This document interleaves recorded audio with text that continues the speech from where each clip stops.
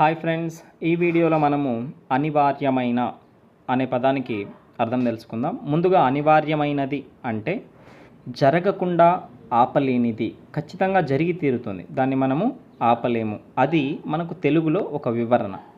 So దాన్ని ఇంగ్లీష్లో ఏమంటాము అనే విషయం ఇప్పుడు చూద్దాం.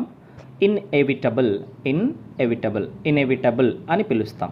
క్లారిటీ కోసం నేను అలా పలికాను. ఇన్ఎవిటబుల్, INEVITABLE, ఇన్ఎవిటబుల్ అంటే అనివార్యమైనది, తప్పక జరిగేది అని అర్థం.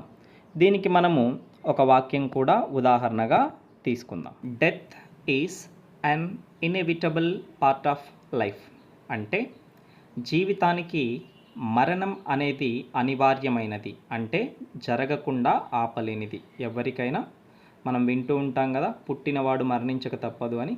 అదనమాట ఈ వాక్యానికి అర్థం. ఇలాంటి మరెన్నో వీడియోస్ కోసం మా ఛానల్కి సబ్స్క్రైబ్ చేసుకోండి. Thanks for watching.